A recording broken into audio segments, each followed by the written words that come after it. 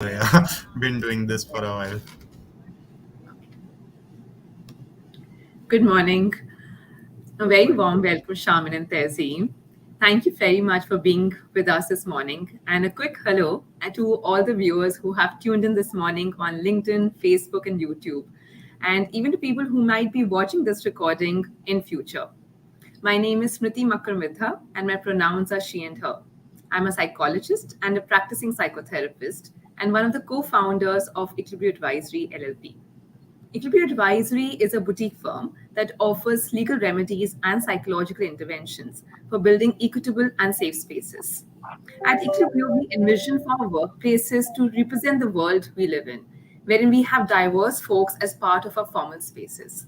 So we partner with organizations and institutions on their diversity, equity, inclusion, and belonging initiatives to create an inclusive culture that values and celebrates this diversity in gender identity, sexual orientation, abilities, competencies, age, etc.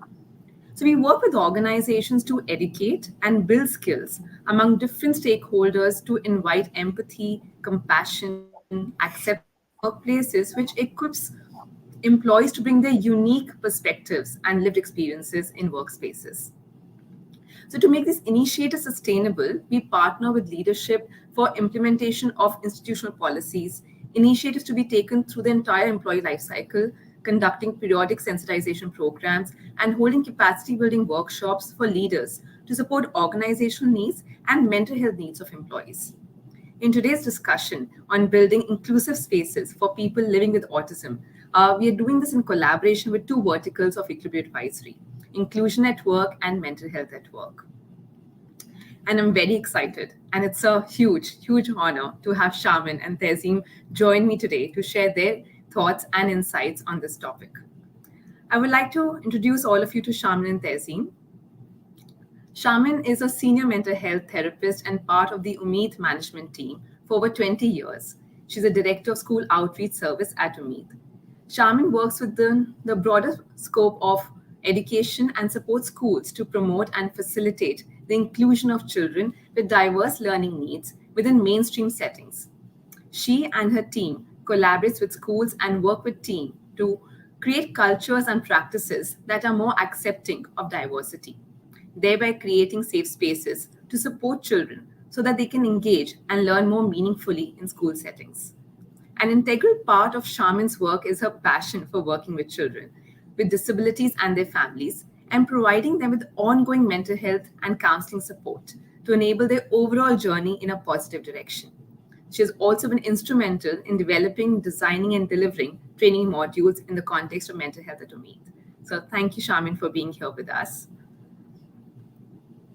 Thank you, Tehzeen, Smriti. thank you. Tehzeen Rasool, an adult on the autism spectrum, is a self advocate who strongly supports inclusion of all individuals in all aspects of life.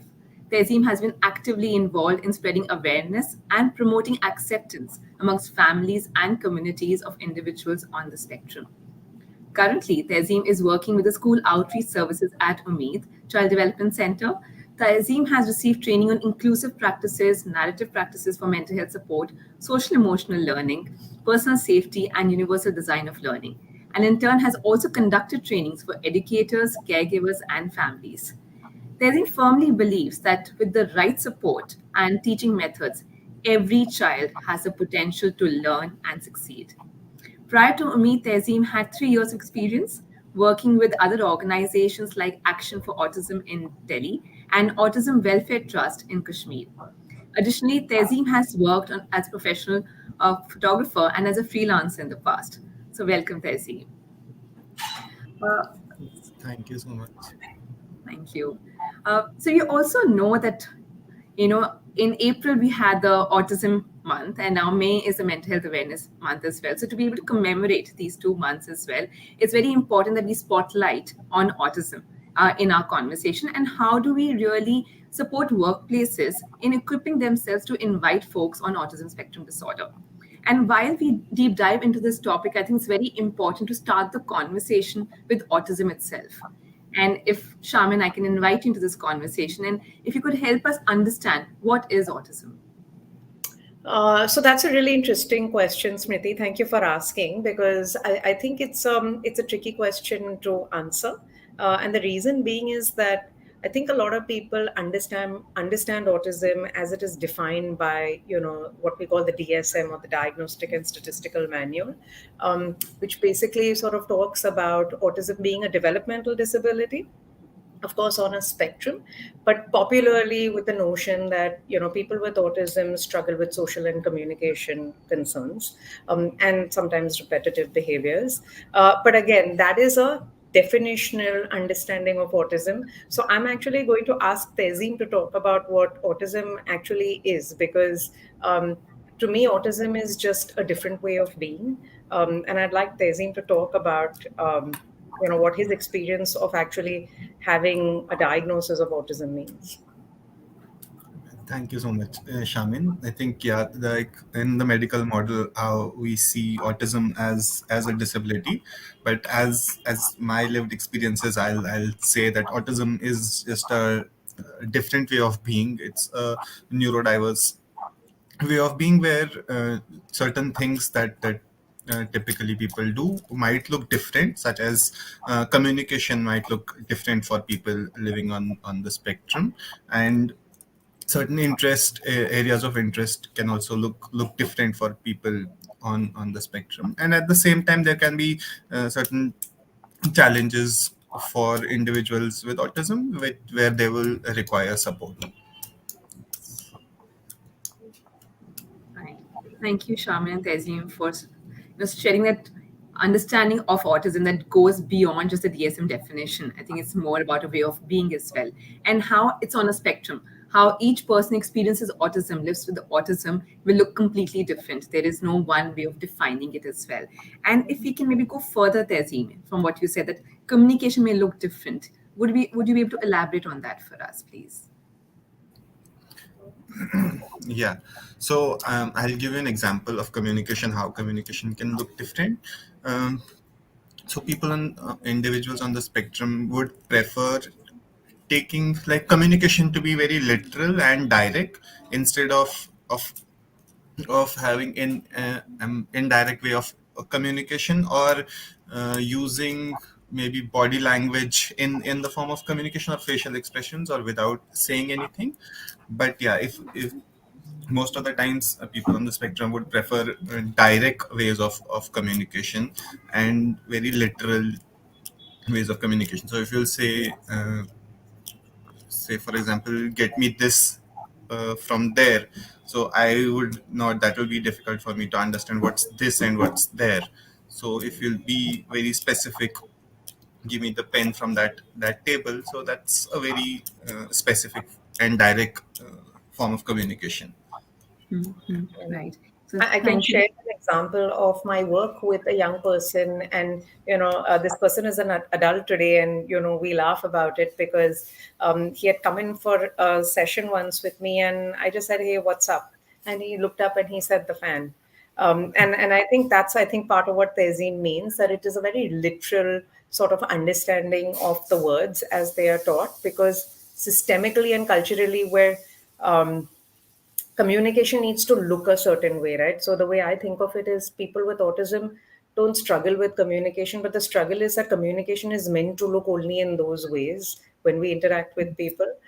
So I think it's the understanding of the rest of the system in terms of what it should look like, versus what it actually is for a lot of people, and that's, I think, where the struggle sort of comes in. Mhm.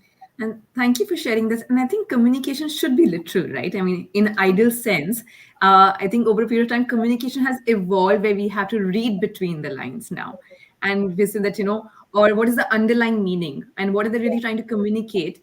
And in all honesty, sometimes neurotypical people also struggle with it, because there Mhm. are so many of the cultural aspects, and the just not culture in terms of the countries, but even organizational culture may be so Right. different that you're trying to constantly make sense of what is being told to you, what is that you need to be deriving from those conversations.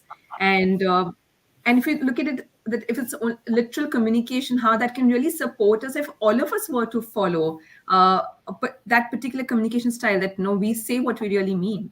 Mhm. um, right? Yeah, And absolutely. And I'm also wondering that, for when you're looking at this particular communication style, which is very literal, very direct as well, uh, what are some of the things that people need to keep in mind when a person is adopting this literal communication style? What can other people keep in mind? So I think having an understanding of what it means when we talk about literal communication. So like Tazim gave that example of saying, get me this from there. Um, while the understanding is that if I'm in a room and I'm looking in one direction and saying, get me this from there, it might mean that I'm meaning this and they're meaning that corner. I think actually trying to explain it and just being a little bit more concrete about what it is you need, because otherwise it's left to assumption. I mean, I often talk about that also in the school context, right? When teachers say, "Hey, good job," like when a child is working towards something. Now, that good job could be that I've not spoken out of turn. It could be that I'm sitting in my seat. It could be that I've written something really well. It could be, I mean, it could be anything. So if we're making a statement or asking for something or communicating something, I think being a little bit more open to elaborating what we're really trying to communicate versus basing it on assumption that it's kind of obvious, because sometimes it's not kind of obvious. And I think we need to just have that understanding. I think a lot of people also operate, we communicate the way we've been taught to communicate, right? So a lot of people know that that's the only way to do it. Like it is known that you should sort of assume simple things. But how about if people are taught not to assume? Then communication can look very different. So I think it's about sort of getting people to reflect what it is that they want and what is it that they're communicating, and breaking it down to make sure that people are getting it versus it being left to assumption. Right, right. So what I understand is that it's really about reducing the ambiguity in those Mhm. conversations as well, and serve the purpose of communication, that what you're saying should be able to be received by the receiver as well, Absolutely. right? Then I'm also wondering, how does diagnosis really happen for autism, and in what age does it really happen? So I think diagnosis can happen very early on. I mean, as little as children, a couple of months old, year old. I think it comes more into the forefront when communication is expected. So I think a lot of times it goes undiagnosed when children are really little, because the understanding is, and people will always have an excuse saying, in our family, a lot of boys spoke late, or in our family, girls were like this, or in our family, people communicate like this. So when we notice that communication is not developing as typically it should be developing, um, people then seek out professional help or a diagnosis, but that comes much later in the day. And the reality is that communication starts when a day, when a baby is born and a couple of weeks old, because you play peekaboo. When you're playing peekaboo, you're doing something and you're expecting a response from that baby. And then it's sort of like a tennis match that goes back and forth. It's not just a tennis match where there's one ace being served after another and it's one way. So I think it's really about noticing what communication is meant to be, but what communication is actually happening, and then sort of seeking out what it might look like and what different might look like to get the diagnosis. But again, I'm just going to reiterate that it's a diagnosis, it's a spectrum. If you've met one person with autism, you've only met that one person with autism, because it can look very, very different for a lot of people. It's like having a fever. You may have a fever at 99 and you may have a fever at 104, and it's going to look very different. Um, so when it comes to diagnosis, yes, it can be diagnosed significantly early, but oftentimes we've noticed at Umeed that a large percentage of the diagnosis that happens much later on. Mhm. Right. And the research shows that about 20% of the population globally could be experiencing autism, living with autism as well.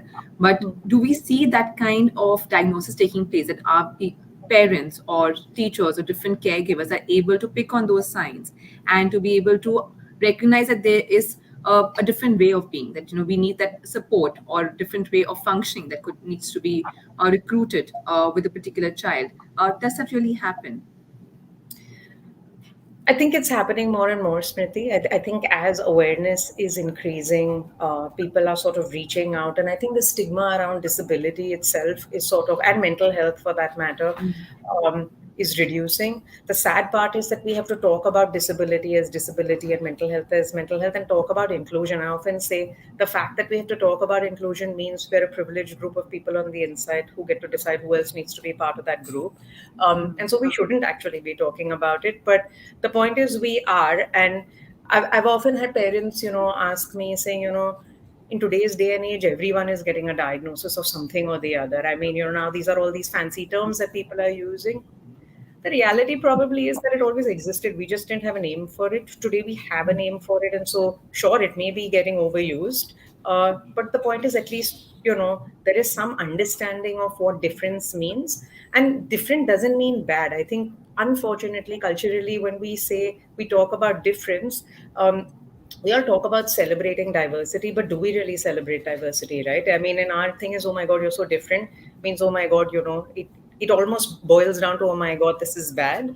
But the point is, it's different. And how can we sort of work around different is something that we really need to ask ourselves, because that's actually all it is. And I think, sure, yes, people are reaching out more, numbers may be increasing, but I also think that that's because there's a louder voice now. There's a lot more advocacy in this space. There's a lot more information available, a lot more awareness, and so that's why it's happening. Mm-hmm. Yeah, and I think what you really spoke of really stood out to me, right, in terms of how different is perceived, right? Different sometimes have this negative connotation, not really realizing that different is just in terms of a different way of thinking, different way of being, different way of functioning as well. And I think that's also very helpful, right? Because then you what you and the dichotomy exists that different is looked at negatively, but thinking out of the box is appreciated, not really realizing thinking out of the box is a different way of thinking. uh, Absolutely. right? And I think if I can really bring you into this conversation right now, that for you, I'm curious to know about your journey with autism itself, and what did that being different mean for you? When different way of being mean for you, and and how are people responding to this different way of being to you? Yeah, so for me, most of my life, I have always, these have been thoughts inside my head that I am all alone in the world and nobody is able to understand me, or I'm not able to communicate with people. Because when I was a child, there was little, very less awareness about what autism is or what neurodiversity is or how people are different. Even in my school, my teachers didn't know anything about it. My parents were not aware about it. So all my childhood, I've been living in a bubble that I'm all alone and nobody is able to understand me. And I'm very different from I would feel like I'm living on a completely different planet, and these are different people. I am not able to understand them and they're not able to understand me. So that's how I have lived my childhood. But yeah, when I grew up, like I came to know about autism. That's a separate journey how I reached there. But yeah, when I met other people who are on the spectrum, children who are on the spectrum, that's where I could feel the connect that yes, this is the tribe that I belong to. And yeah, I feel like if even if now the awareness is going up and people are getting aware, parents are getting more aware about what autism is or what neurodiversity is and how we can support. I feel like even now what we need to focus on, if early identification is important for children to identify if they are on spectrum or they're different in any way. But at the same time, providing support is also important. And also, to what most of the times we do is, if we find that a child is different, we try to fix the child and make him like communicate or behave like other children or neurotypical children. But I would say, if we are identifying early children or for neurodiversity, and so providing them support at early stage, at the same time letting them be different and celebrating the difference that they bring to the table, to family, to the society, and letting them be and supporting that difference will make uh, a change. That's what I Mhm. feel. Right. Thank you, Tazim. And it seems like the struggles are very real, right, for neurodiverse children to be fitting into this neurotypical world. where things are already set for them, that you need to be fitting into those norms and these ideas as well. And any deviation, and we see that across, right? Any deviation seen as abnormal, as a deficit, as something that needs to be fixed as well. And to be able to embrace those differences is really a struggle, not so much for the neurodiverse folks, but I think for the neurotypical world, because they don't know how to respond to it. So it's actually the deficit of the neurotypical world and the neurotypical people in providing that support. And I'm wondering if I could really unpack those struggles as well to get a better understanding in terms of these struggles that neurodiverse children have. If you can share more about that. So, one thing I was hearing from you, Tehzeem, in terms of how you're not able to relate to the world there, feels that you're all alone. What are the other struggles that children face who are on the spectrum? Yeah, so as I said, communication can be one of the struggles. The other part is interests, having interests. So adults or people on the spectrum can have different special interests, and if I have a special interest, I'll be what is called obsessed with those interests, and those interest areas I am very interested in those, and I can talk about my special interests the whole day.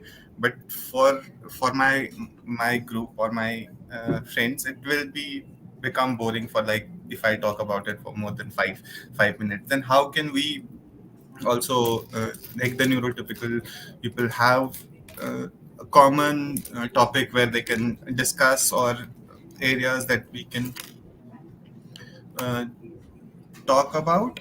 And also, there are other comorbid conditions, like I might have sensory processing difficulties as well sometimes. Like, it's not always, but most of the times people on spectrum have sensory difficulties as well, and that can look different for different people, like, as it's a spectrum condition. So challenges can look different for different, and at the same time strengths can also look different for different. But these are some of the general. Right, absolutely.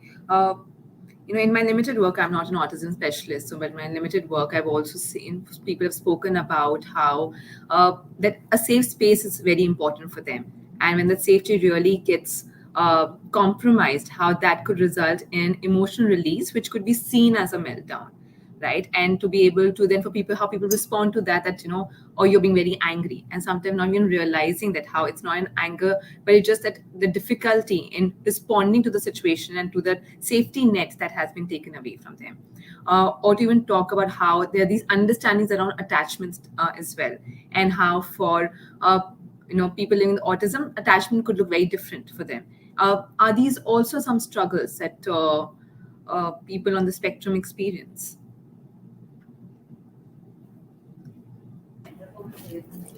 I think uh, having a safe space is as important for a neurodiverse person is similarly important for a neurotypical person to have a safe space.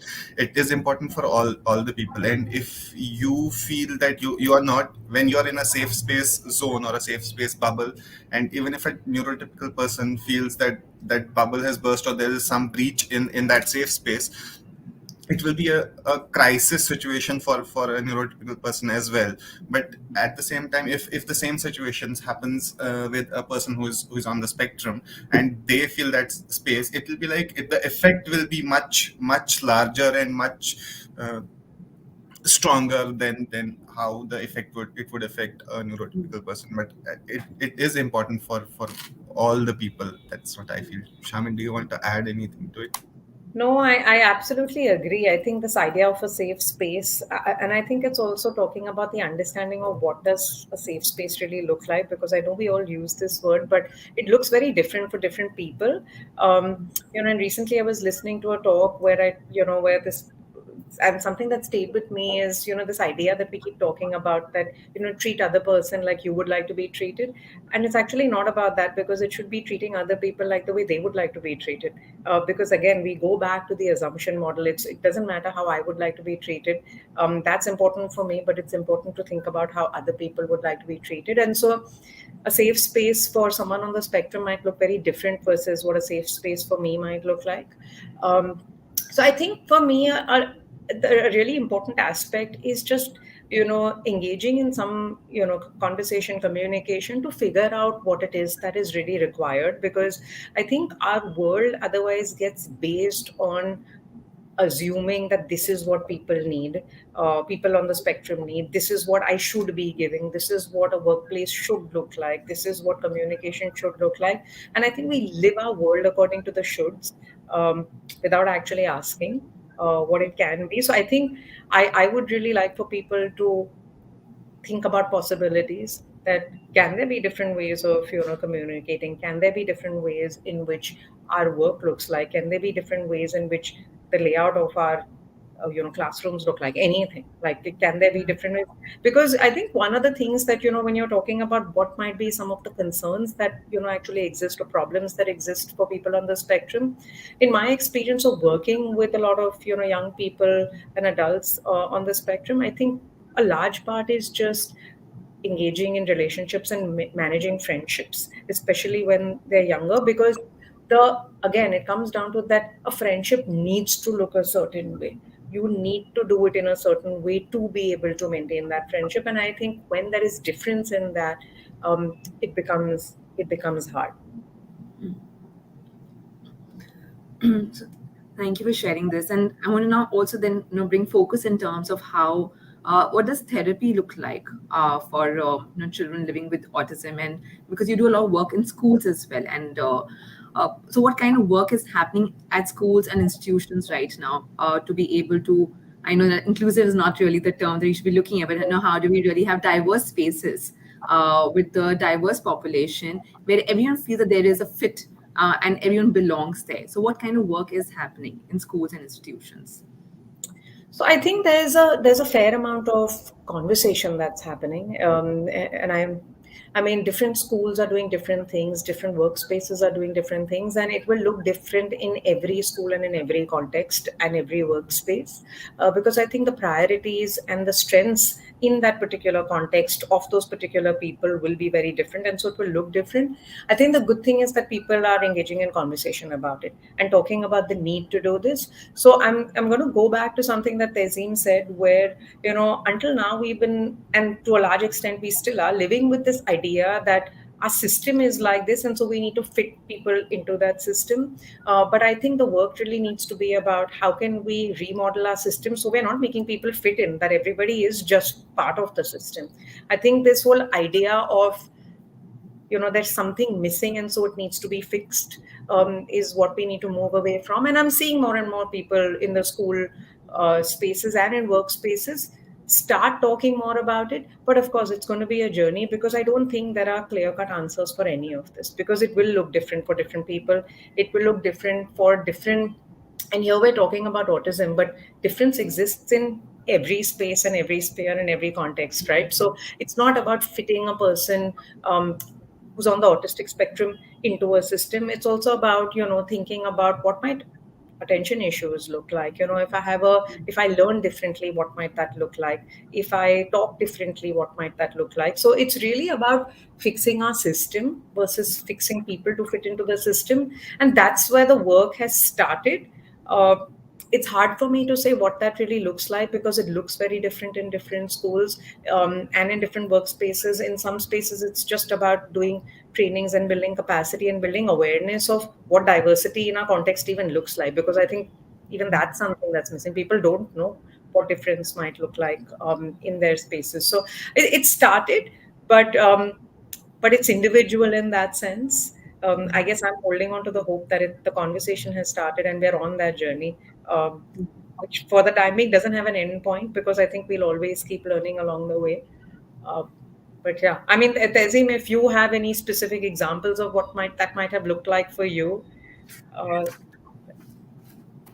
And I was thinking it does not end at like giving admission to children with disabilities into a mainstream school and then letting the systems or the ways of teaching and learning be the same that has always been there and expect them to grow in that system and learn the way that there has been, but changing, as Shamin also mentioned, changing the ways we teach and students engage in the lessons. That's how we expect all the students be together in the same classroom and at workplace as well. Right.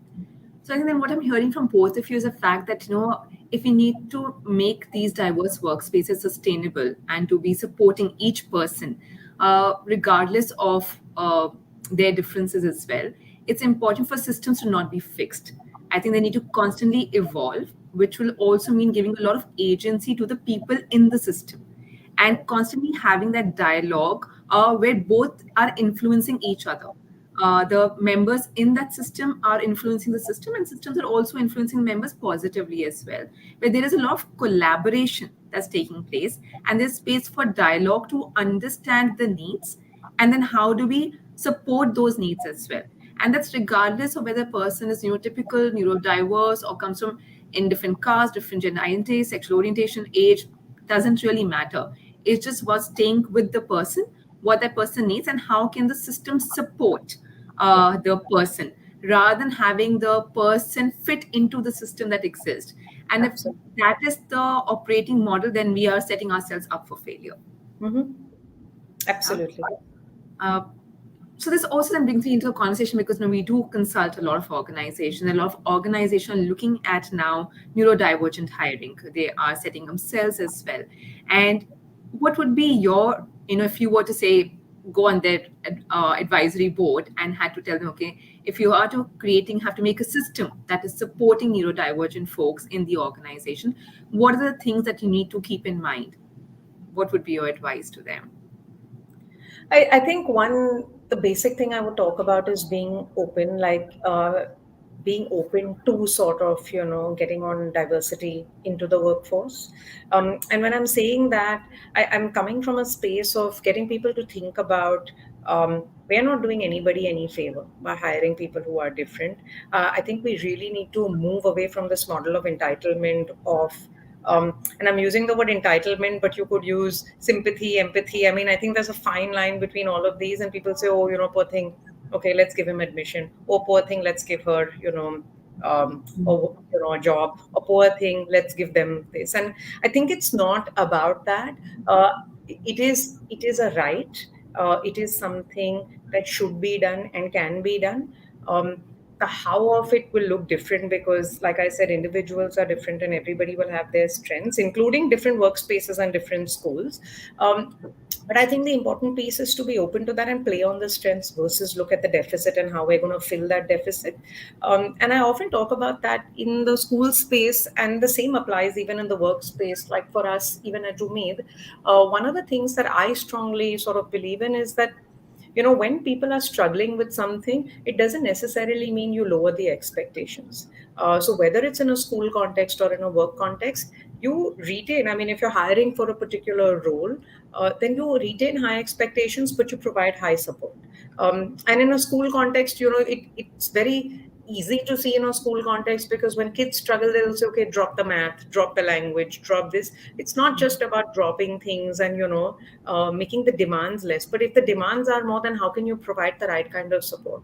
So if in a workspace, the right kind of support means that you need to have a little bit of a quiet corner so that you can sort of think better, focus better, ideate better. Maybe that's something. You might require computer with specific, say, software on it. You might require more one-on-one communication. You might require more written communication along with the oral communication. So there may be different things that might be different needs, but I think part of it is inquiring into what those needs might look like, versus thinking that a person so the popular notion also is that people on the spectrum might be better at, say, IT jobs or jobs that sort of require them to sit behind a computer, work on their own, not interact with people. That may or may not be true. Some people may have that as a preference. But I've spoken to many individuals on the spectrum who say we really like to be around people. It's that people sometimes don't like to be around us because they don't know how to be around us. And sometimes we struggle to know how to be around them. It's not that we don't like to do it. Staying away from people is just an easier option because, I've had someone say because it saves me a lot of drama. But the reality is that if people knew and spoke about what support might look like when you're engaging with someone who's different, uh, it can probably be done. It's just a matter of asking. It's a matter of knowing. And when I'm saying it's a matter of asking, I think one thing I do want to call out is that it's not the onus of the person with that disability or the person who's different to talk about everything else and be the only advocate in that context and space for that disability or diversity or difference. I think everyone needs to do it together. So the word you used was, it is about collaborating, it is about doing together, but I think it starts with the want to do. And that want doesn't have to come from a space of entitlement. That want has to come from a space of, this is a right. And so we need to do this together. Yeah. I think the conversation we are having, you also have some questions from the viewers as well, where Ayan is asking that are there particular industries or types of jobs that may be better suited to people with autism? And if so, what are they? And I think, Ayan, thank you for that question. And that's just something that I touched upon, that the Yeah. popular notion is that people with autism will prefer jobs and prefer workspaces where they don't have to interact or engage with people. But that may or may not be true. So in my opinion, I don't think there are specific jobs that are better suited for people. I think the better jobs are the ones that will be better suited to their strengths. And in individual strengths, you'll only come to know when you interact with that person to sort of figure out what they think their strengths are and what you can sort of assimilate in terms of what their strengths are. So I don't necessarily think that there are specific industries or jobs that are better suited. But Tezim, maybe you want to take a crack at that too. Yeah, Shamin, I think you said it right, and I don't think it can be, you can box anything. It would be like having a specific country, like for example, what are people from America like required, like best suited for? There might be like majority of population in a certain country might be interested in one set of job, but it does not fit for all the people in that country. So similarly, people on the spectrum, some of us might have certain areas of interest or expertise, but it does not speak for all of us. And if people on spectrum have area of interest with the relevant experience, they can do any job. Right. So I think what you're talking about in terms of the industries, I think it's as similar as for any neurotypical person as well, right? I mean, one person may be better suited for finance, the other person may be better suited for media, right? The idea would be to look at what are the kind of skills and strengths that they possess, and where they're really interested in, such that they can talk about it for like hours together, like Tezin was talking about. So it has to be aligned with their interest and skills. And I think I would like to then bring in Sarvesh's question as well. So Sarvesh has also asked a question: what are some of the strengths and talents that people with autism can bring to the workplace? And I think I know the answer, but I'm going to still have Shaman and Tezim respond to it. I think there is no specific strength or talent, Sarvesh. I think it's like saying, what are the specific strengths or talents that, say, Smriti and me can bring into the workspace. Smriti and me are very different people, and so we'll bring in our different strengths and talents, but we won't know what Smriti's strengths and talents are unless we ask her. And similarly, you won't know what my strengths and talents are until you ask me. So I don't think, when we say that someone is on the autistic spectrum means they have 1, 2, and 3 strengths and talents, or 1, 2, and 3 difficulties. It looks very, very different for different people. And it's also, one is a strength and talent, and one is also interest. And sometimes I think an ideal case scenario is when interest is linked to strength. And I think that's a great combination. Sometimes it doesn't always work out, and then you play to either your interest or your strength. But that is different for different people. So there's no specific bucket in terms of strengths or talents that people with autism bring into the workspace. Yeah, I think I want to add that whenever we talk about autism, we the one basic thing that I think we should remember is that autism is a spectrum condition. So everybody is like people on spectrum, their strengths and challenges will look different for everybody. As Shaman also mentioned in the beginning, if you've met one person with autism, you've only met one person with autism. So strengths can look different for different people. Right. And thank you for normalizing this conversation as well around autism and autism spectrum. That it's, but I guess I understand where Ayan and Sarvesh are also coming in. Maybe a lot of other listeners and viewers, that what is causing confusion is that if it's as different or as similar to neurotypical people, then why is there a need for a diagnosis itself in the first place? So where does the need for a diagnosis really come in? If you're saying that it's as similar and as different. Yeah. So to me, I'm someone who doesn't particularly love the idea of diagnosis, because I really feel that that's, as a professional, a label you're putting on somebody else's experience. But the point is that experience will be very, very different for different people. On one hand, while I sort of think in that way, I have also had an experience of people tell me that, it is sometimes just easier to know what you're dealing with and what to preempt some possible circumstances and situations, so that we can navigate our system until the system sort of gets fixed. So I think for a lot of people, there is benefit in just knowing, versus sort of figuring out what's going on and having some sort of understanding of what, largely, comes under the bucket of an autistic spectrum disorder. But then there are some people who say that actually a diagnosis is not important, because diagnosis to a lot of people is just paperwork. It's a word. It doesn't actually take away from your experience on a daily basis, or the struggles on a daily basis, or your strengths on a daily basis. So I think there's a mixed opinion in terms of, I've heard people say there are two sides of that coin. While for some people it's really great and worthwhile knowing, and having a diagnosis. On the other hand, I've also heard people that, I mean, I could get along just as well without knowing. Um, so yeah, I think it's just a difference of opinion. And I think I think it comes down to this idea of that people need to be a certain way. Um, and I if as children itself, in our culture, if we start talking about this idea that it's okay to be different, I think then perhaps we won't need to have a diagnosis a couple of years down the line, because right now people are taught that, you know typical means this, norm means this, normal means this. But who's defined what is typical? Who's defined what is normal? We've all been grown up to believe that we have to do things a certain way, and so we end up doing things a certain way, and so that becomes the norm. But like, where has that actually come from? I think if people just reflect on the fact that it's okay to sort of, build meaning in your own life in the way it makes sense to you, versus following, a norm or a practice, the world will be a different place a couple of years from now. Mhm. Right. Tezin, would you like to add I to that? Yeah.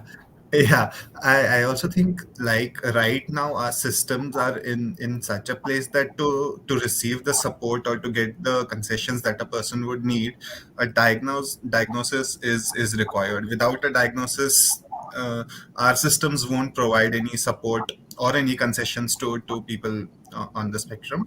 And at the same time, I see diagnosis from two lenses. One is for people, individuals who are on the spectrum, and one is from the parents, and they both see the diagnosis from two different angles. For parents, when they get to know about the diagnosis, they see the diagnosis as from the lens of disability, from the lens of that something is missing in my child. And that's why when it hits them as a shock, or they do not accept it.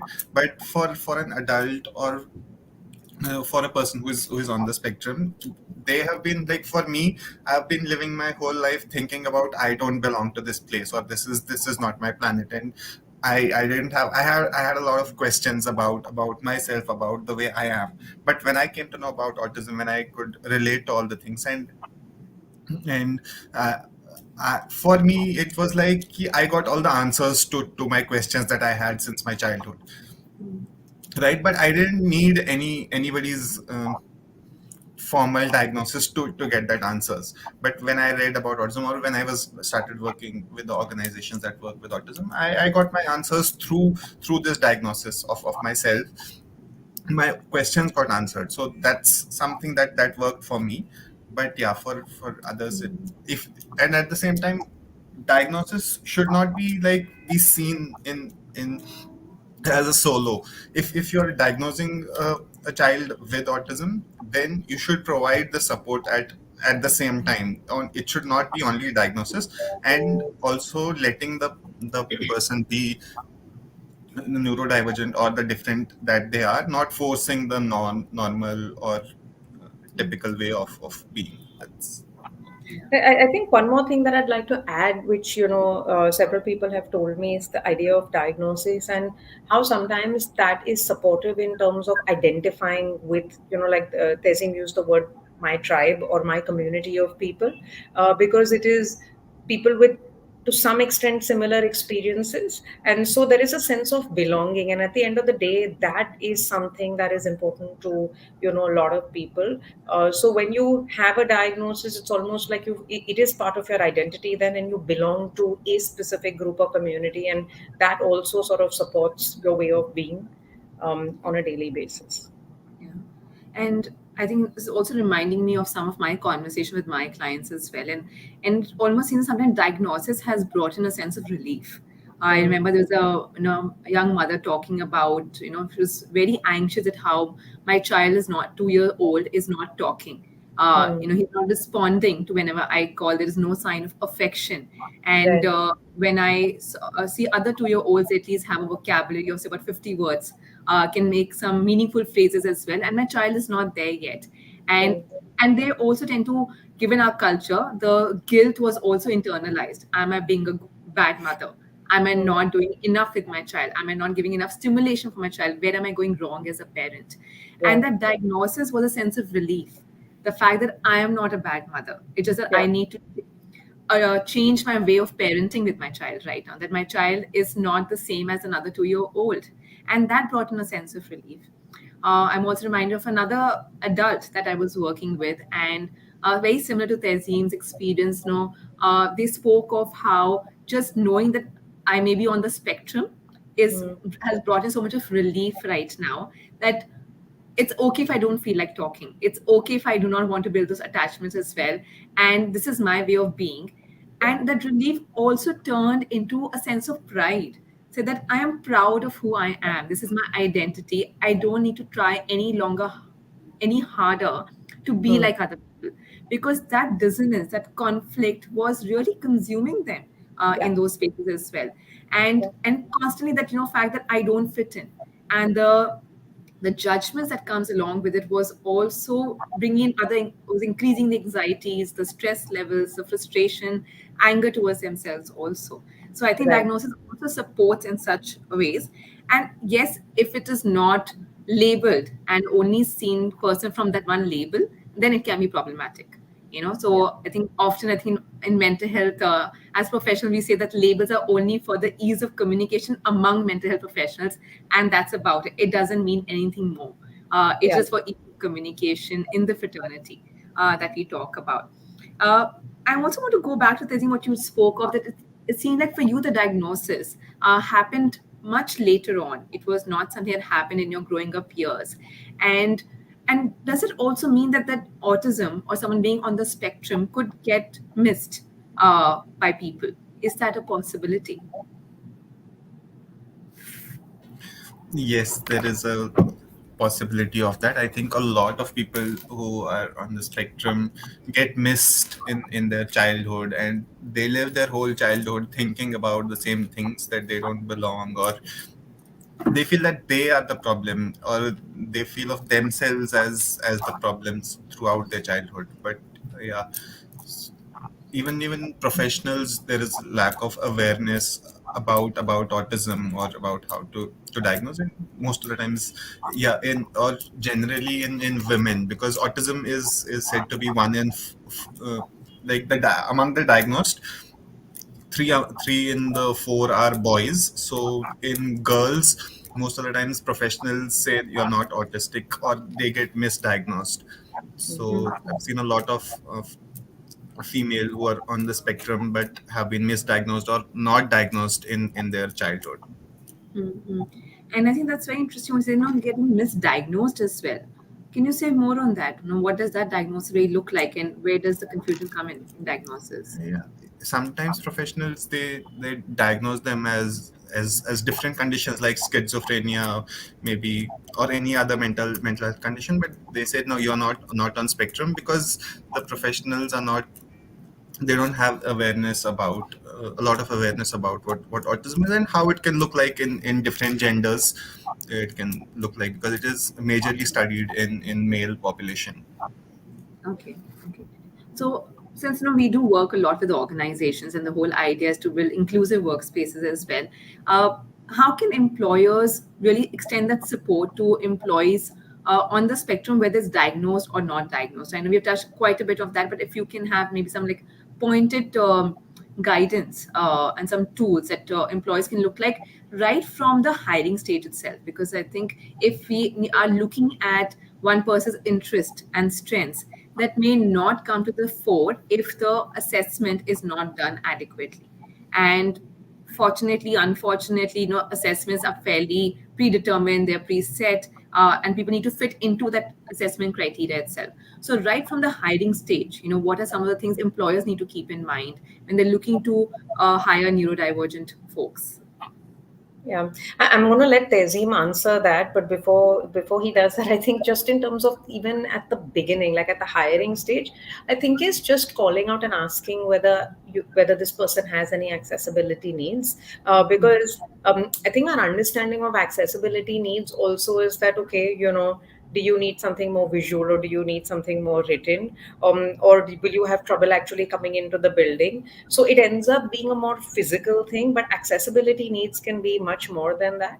So I think at the hiring stage, just asking what some of accessibility needs or support might look like. And then, of course, it will look different. But maybe Tehzeem can give some real examples of what it's been like since he's been working for a while now. Yeah, thank you, Shamin. Yeah, I think support, as Shamin said, like when you're hiring, at the same time you can talk about what are the accessibility needs or how support can look like for you.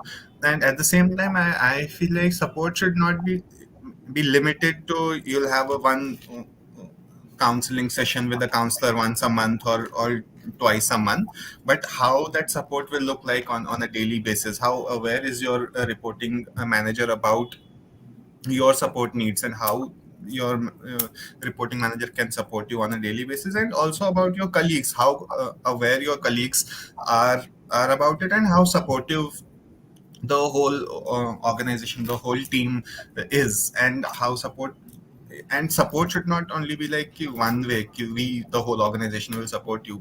For me, I'll say I not only receive support but I, at the same time, I also provide support to my team. So how is it that I can also support you? And at the same time, I was also thinking the support can look different on different days. So there might be days when I'm okay sitting in the middle, when there's bright light and too much noise. I'll be okay sitting there. But there might be days when I'm not okay doing that. I need a corner space where there's less light, less sound. So support can look different on different days as well. But yeah, how aware your manager is and how supportive the manager is, and the whole team as well. That's what I was thinking. So what we're really looking at the hiring stage, I think will be two questions that I'm hearing from both of you in terms of what are the accessibility needs that you have, and how support can look like for you on a day-to-day basis, right? And those could be maybe something that the employers can look at incorporating as part of their firms as well at the time of recruitment. When you look at policies, what could really policies look like to be able to communicate that intent that it's a supportive organization, that we are looking at a collaborative system out here, there is space for dialogue. Are there any policies or frameworks that you would suggest for organizations?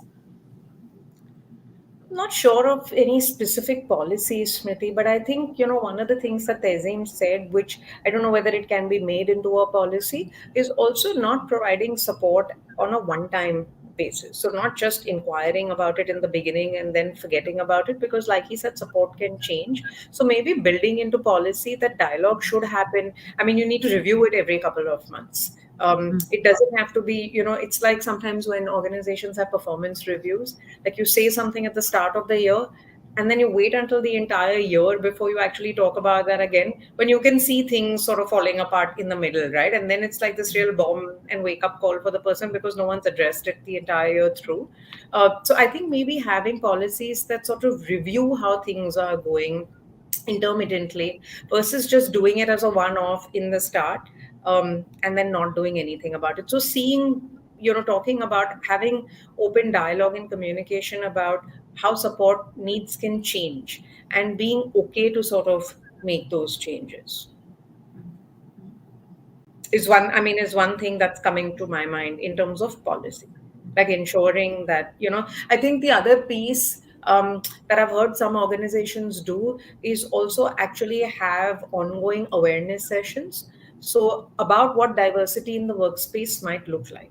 So you may have, as an organization, hired someone, say, on the autistic spectrum and someone with a, you know kind of neurodiversity, but many others exist, and what might, those other, diversities look like. So I think also being abreast with, what is available, what diversity looks like, what are some things that you can do, what are practices that are being done globally, can we bring them into our context. So I think also contextualizing things that are going on. But the thing is, all of this can only be done if space is created to be able to have some of these conversations and dialogue about this. So I think in terms of policy, ensuring that there is time and space available to talk about some of these things, because otherwise I think in a workspace, like in a school space, we just get so caught up in the daily operations of, firefighting and making sure that we're getting our work done, that we don't actually pause to reflect on what that experience is like for a lot of people.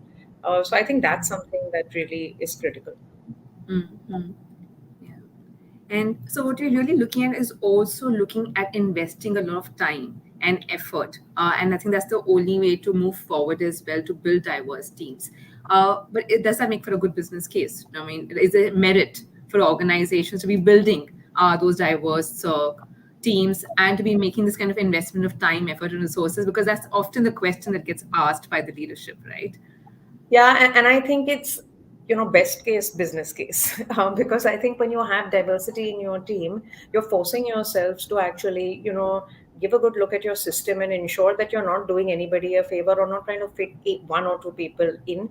Your system is enabled then to let anything sort of come your way, any person come your way, any kind of work come your way, and ensure that you can actually, do it well. And I talk about this in terms of a parallel in a school system, that when you sort of bring diversity into the classroom, and you force teachers almost, and I'm using the word force, which may have a negative connotation, but it sort of compels teachers to sort of become more creative to engage all their learners in their classroom, right? So if I'm telling, a teacher to break down instructions and use single step instructions versus giving multiple instructions at the same time, sure, it's going to, benefit children with processing issues in the classroom, but it's going to benefit every single person in that class. If I'm asking someone to use a visual aid in their workspace or in their classroom, sure, it's going to support, people perhaps on the autistic spectrum to get a sense of, what is required, but it's going to help every single person in that workspace.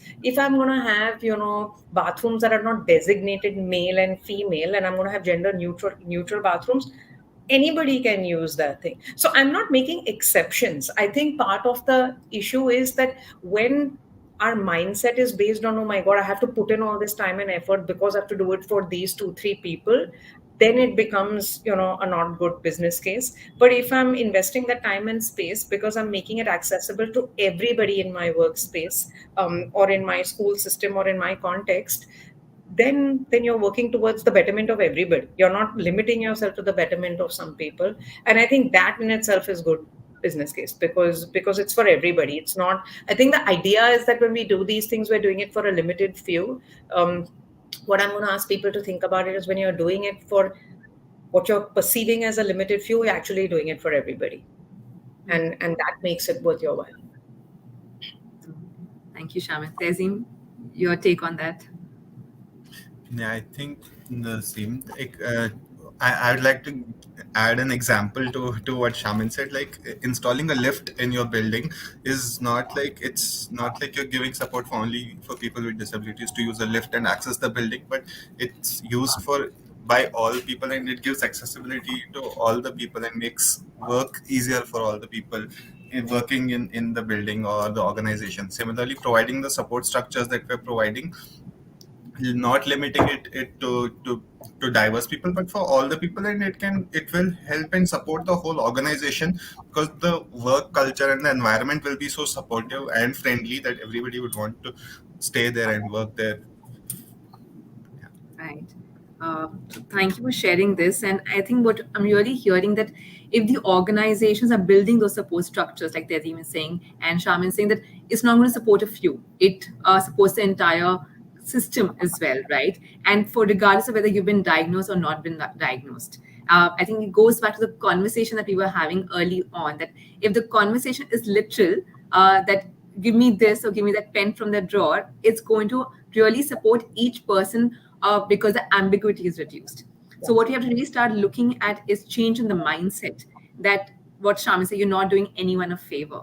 In fact, you're building a more cohesive team where people feel that they are valued, that they belong, and it's going to support each and every person as well. And I would really spotlight some of the things that has really stood out to me in the conversation as well as for me as key takeaways. Firstly, like I think we really started off by busting that myth that autism is not something that can be fixed. Often I've heard that you are born with autism and you die with autism. It's who you are. It's like I'm born as Smriti, I'll die as Smriti as well. It's part of my identity. It's just a different way of being, and if I'm able to embrace that difference, I can make the person feel that they belong there and are not having to struggle that I'm a loner, I'm different, there's something wrong with me, which can also bring in a lot of anxiety, conflict, low self worth. And we need to look at autism as something that just lends meaning to an experience, but not reducing it to that label. It is supporting if we are able to make sense of that experience and how we need to maybe modify our ways of working and extending support to people on the spectrum, and that's about it. A person with autism is as different or as same as a neurotypical person as well. Just how we need to recognize and embrace the differences within the neurotypical folks, same lies for the neurodiverse folks as well. Yes, we need to understand they could be on a spectrum, there could be some challenges and struggles, and I think all the caregivers, schools, and workspaces need to uh, start thinking about and start having these conversations, because it's not a small percentage of population that we're talking about. We are talking about 20%, like 1 in 5 could be someone who could be on the spectrum. So there is a need to have these conversations as well. And what really workspaces can start doing is to start re-looking at the entire system. Are our systems really fixed, or are our systems open for a conversation where it is open to having a conversation in terms of asking, hey, what's your need, how can we really support you? Because if we extend that support to the person, they the person is going to thrive in that environment. That means they're going to be able to work at their optimal best, which makes a good business case. I think through the pandemic, one thing that we have learned is that if we hire the same kind of brains, we are not going to thrive. But if we hire different kind of brains, different ways of thinking, different ways of looking at a problem and making meaning of a problem, that's the only way we can have an edge over our competitors as well. That's what innovation, creativity has made possible. So to really invest in terms of how we are doing our hirings right now, what kind of questions we're really posing as well, what kind of policies and frameworks do we need to have, which allows for this constant dialogue in terms of what's working, what's not working, what would support look like. Have high expectations, but also have higher support that's being available for them. Support could look like across levels, having employee resource groups, doing sensitization programs, working with managers and leaders to be able to work with diverse folks. It's very easy to fall prey to affinity bias and start hiring people who are similar to us. But I think we're really a true leader and a manager when we're able to lead a team and grow them into leaders when they come from diverse spaces. And I think that's your true skill building as managers and as leaders as well. Uh, so I think there's a lot that I'm taking from this conversation today. And I know we're over time, but thank you, Shaman and Tehzeen, for being with us this morning and sharing your valuable insights, and Tehzeen, for you to share your lived experience with all of us. Before we sign off, any last thoughts from both of you? No, I guess I just, if people are taking one thing back, I would like for people to think about possibility of what our world will look like if we are a little bit more open to diversity. So, I mean, I would just like people to reflect on that. Yeah, thank you. Yeah, thank you so much for giving me the platform, being here. But yeah, thank you so much. Thank you, Tehzeen. Thank you, Shaman. Wishing you both a lovely day ahead and hope Thank to you. see you soon. Yes. Bye. Bye.